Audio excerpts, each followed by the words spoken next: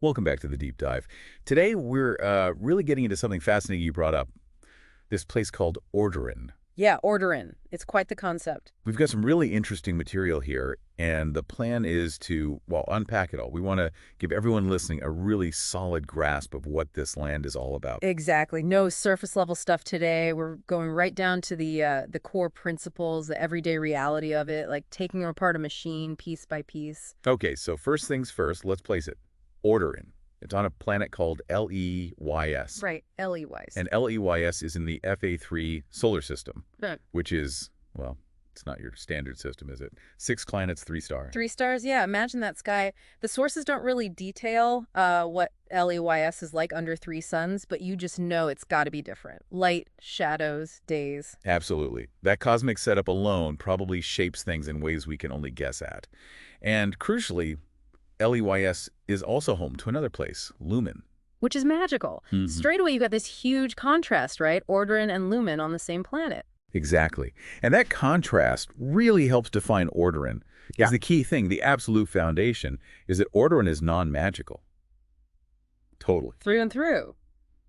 No ambiguity there. Its whole society, its culture, its identity, it's all built on strict structure, reason, and this relentless drive for scientific progress.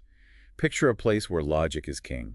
Every problem tackled rationally, every question needing a scientific answer. Empirical evidence is the only currency that matters. And it's more than just a preference, isn't it? It's like their whole purpose, the ultimate goal is achieving order, capital O. Yeah, order in everything. How they think, how they organize society, how they express themselves, or maybe don't express themselves in some ways. It touches everything we're going to talk about. And maybe the most vital piece to understand right off the bat is their belief system. It's not just skepticism, it's absolute. It really is. They operate strictly within the bounds of proven science, established knowledge. They've drawn this incredibly hard line. On one side, you've got facts, verifiable, repeatable. On the other side, nothing. To them, it's just void. They actively, explicitly reject any possibility of magic. It's not just unproven, it's impossible in their worldview. So what does that actually mean day to day, this absolute commitment to science? How does it shape how they see the world? Well, it means they'd instinctively look for rational, evidence-based explanations. For everything, a storm, an earthquake, some weird plant life. They'd study it, categorize it, break it down using scientific principles. Always. Right. Huge emphasis on experiments, observation, developing testable hypotheses. That's the only way they know how to understand anything. Okay, so let's play this out. Someone in Orderyn sees, I don't know, a rock float in midair, something we might call magic, or someone in Lumiin definitely would. What happens? Complete dismissal. Magic just isn't on the table as an explanation. Not even considered. So what then? They double down on the science, look for hidden wires, maybe some unknown magnetic force, misidentified natural event, a trick. Anything but magic. Their whole way of asking questions is locked within physics and measurable stuff. Right. Anything supernatural is just excluded from their reality framework. Exactly. And that ripples out everywhere. Ideas like fate, destiny, any kind of mystical force, complete nonsense to them. It all cause and effect. Predictable processes, natural laws as they see them. Probably even extends to consciousness. They'd be looking for purely biological, neurological answers for thoughts, feelings.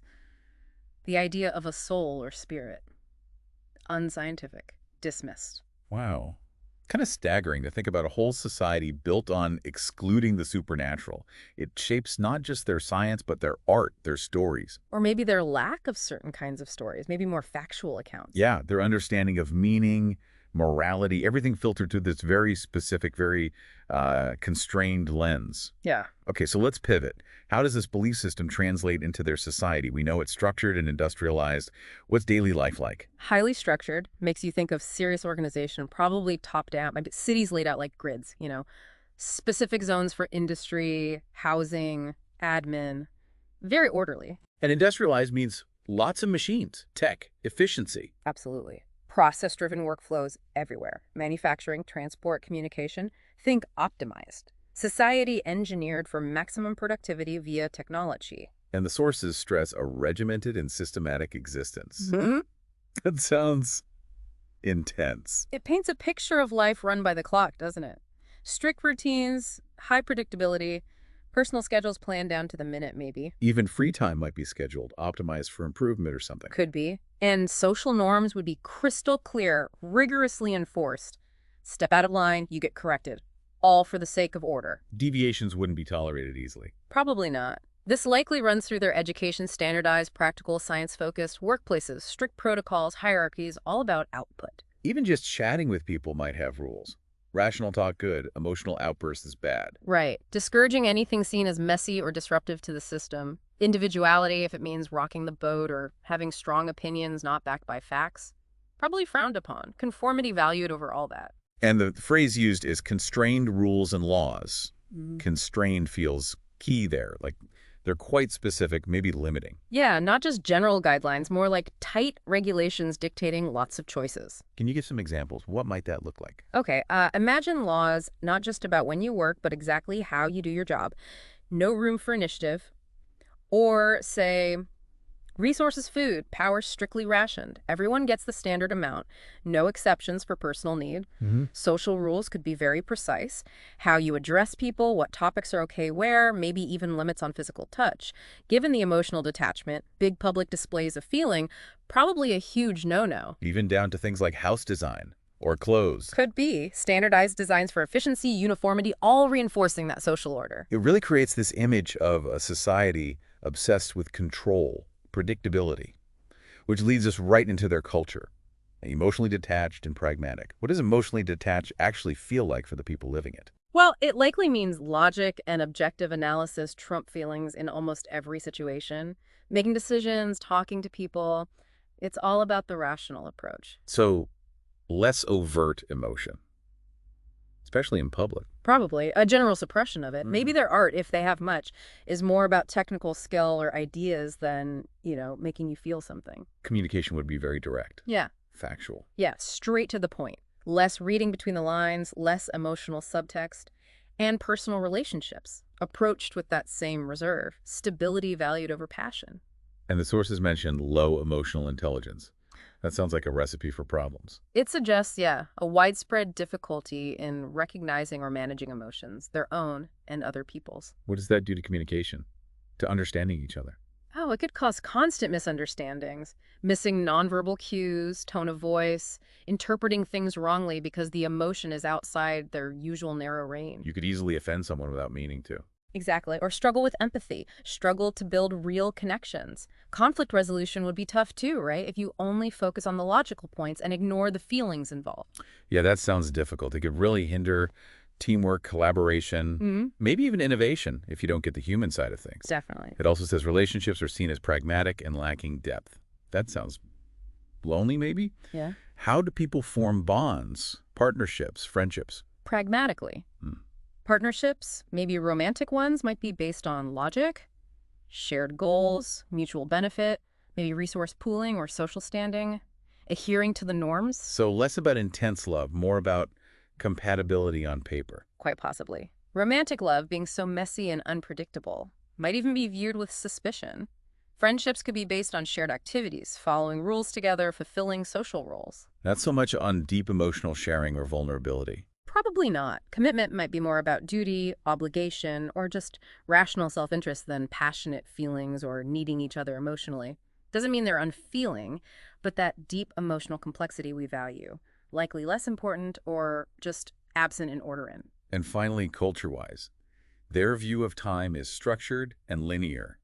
How's that different from other ways of seeing time, and how would it show up daily? Okay, so structured, linear time means schedules, deadlines, sequence is everything. Past, present, future marching in a straight, irreversible line fits perfectly with their regimented society. Right. Efficiency, planning. Whereas other cultures might see time as cyclical seasons, natural rhythms, or be more focused on the present moment, less rigid about schedules. But for Orderinians, time is like a resource to be managed. Exactly. Finite, valuable, needs careful measurement, optimal use, punctuality would be huge, being late, a disruption of order. And long-term planning would be big too. Oh, absolutely. Based on logic, data projections, big focus on progress, hitting targets within set timeframes, both for individuals and the whole society. It's such a consistent picture, isn't it? Fair. Very distinct. Okay, now let's bring in this other massive piece. Their relationship, or rather non-relationship, with Lumiin. Ah, yes, Lumin, the magical neighbor they don't know about. So same planet, LEYS. But Lumin is brimming with magic. The contrast is just stark. Logic versus magic, order versus fluidity. They're fundamentally different ways of dealing with reality itself. It's central to the whole story, this dichotomy. Lumin sounds like the total opposite. Creativity, spontaneity, magic, embracing the mysterious, the intuitive, while Orderyn tries to pin everything down with science. Precisely. Logic versus imagination, in a way. Control versus acceptance of the unknown. And here's the kicker, the really juicy part. Yeah. The awareness is totally one-sided. Yeah, this is wild. Only Lumin knows about Orderyn. The FairyFrens, the magical folks, they're aware. But the Orderinians, completely oblivious to Lumin, to magic, to the FairyFrens, nothing. That creates this massive dramatic irony, doesn't it? A whole civilization so ordered, so confident in their understanding, and they have no idea about this entire magical realm next door? It completely shapes their reality, or their perception of it. They'd explain away anything weird using science, never dreaming of magic, even if it was, I don't know, affecting them somehow. Meanwhile, Lumin's watching Orderyn, maybe seeing magical currents in things Orderinians think are purely mechanical, a totally different interpretation of the same events. This imbalance, it really highlights these bigger themes, doesn't it? Like the balance between logic and creativity. Uh-huh. It kind of hints that maybe both approaches, rigorous science and intuitive magic, have value and limitations. Maybe they could even complement each other. If they ever actually became aware of each other properly. Right. It feels like the story is setting up an exploration of that. Could Orderyn's logic benefit from Lumin's creativity? Could Lumin's magic find focus from Orderyn's structure? Though Orderyn's fundamental rejection of magic is a huge barrier to that, like you said. Massive one. But the potential is there in the setup. It also just hammers home the division between these ways of understanding the world. It's not just different cultures. It's like different realities built on opposite beliefs about what's real. Totally different ontologies, which means different core values too. Orderyn values efficiency, predictability, progress through tech, social order. While Lumin might value creativity, emotion, connection to nature, maybe seeing magic as part of nature, a more flexible approach to life. Experience and intuition may be valued over pure logic. Okay, let's talk about the thing connecting and separating them. The OR grid, described as a network of ley lines connecting time, space, and energy. Sounds pretty fundamental. It really does, like the planet's underlying operating system almost. Ley lines often suggest these invisible energy paths, linking places, influencing things, like LEYS's nervous system. And it has this dual role. It connects Orderyn and Lumin, but also keeps them separate. How does that work? That's the mystery, isn't it? Maybe the grid functions differently in different zones. Some parts allow energy flow between them, maybe subtly, in ways Orderyn can't detect. But other parts, maybe at the borders, act like a barrier, reinforcing their different realities, maybe based on energy frequencies or something. Could be. Or maybe how it affects time and space helps keep them distinct. The sources are a bit vague, but the dual function is clear. And crucially, there are secret connections to Orderyn within the grid. Ooh, that's interesting. Very interesting. Especially since Orderyn knows nothing about it. What could that mean? Hidden pathways. It screams vulnerability for Orderyn, doesn't it? If Lumin understands the grid and knows about these secret links, they could potentially influence things in Orderyn. Subtly, or maybe not so subtly. Without Orderyn having a clue why their systems might be acting weirdly. Exactly. It implies the separation isn't absolute. Maybe magic leaks through, causing anomalies Orderyn science can't explain. Or maybe Luminians use them to watch, or even nudge things. And we know disrupting the OR grid could destabilize both realms. So even if Orderyn is ignorant, how would a grid disruption hit them, given their reliance on order and predictable systems? Oh, it could be chaos for them. They might see weird energy spikes, physics going haywire locally, maybe even time getting unreliable. Things that just don't fit their scientific models. Right. And because they must find a scientific cause, they'd probably tie themselves in knots trying to explain it, leading to confusion, maybe social panic. If their predictable world starts breaking down, their tech could fail. And for Lumin, it would be different, but just as bad, affecting magic flow, nature, maybe boundaries. Presumably.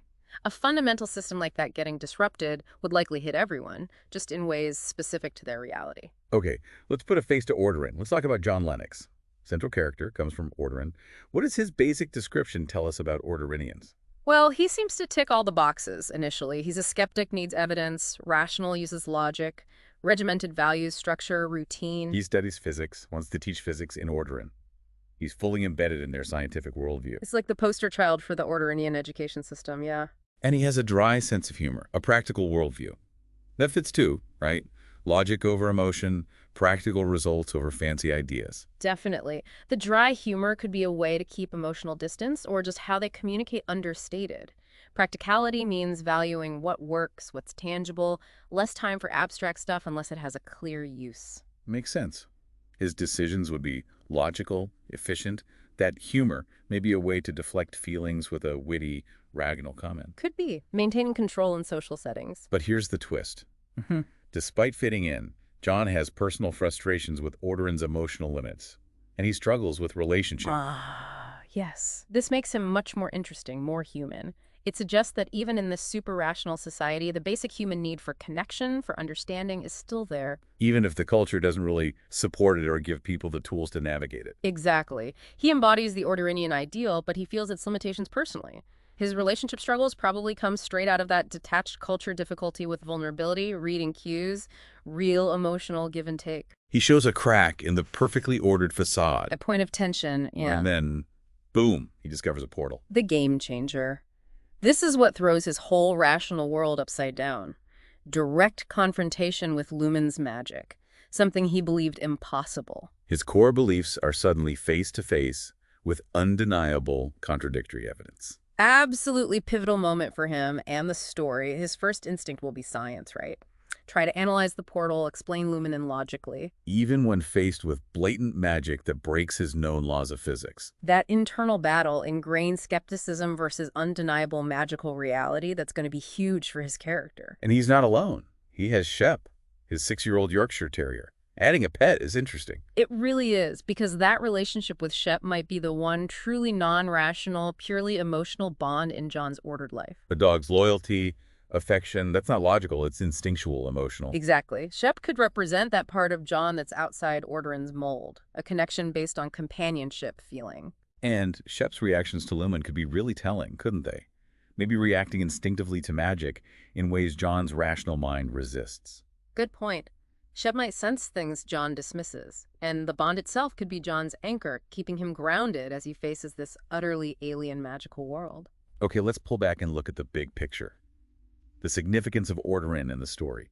The sources suggest it acts as a mirror to our own world. Yeah, our modern emphasis on reason, science, skepticism towards the unexplained, Orderyn takes that to an extreme.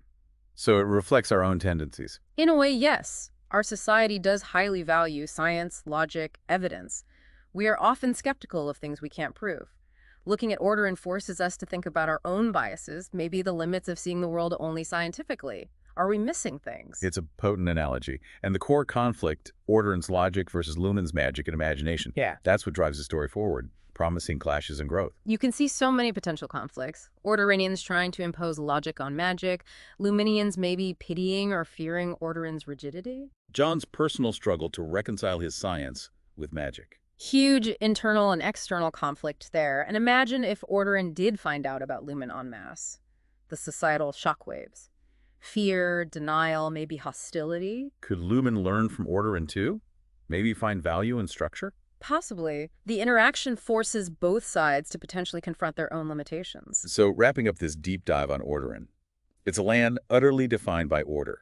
Science is everything, magic is impossible, life is structured, industrialized, regimented, culture is emotionally reserved, pragmatic, time is linear. And they exist unknowingly alongside the magical Lumiin on the same planet, LEYS. Connected and separated by this mysterious OR grid, they have no idea Lumiin is there. Creating this huge dramatic irony.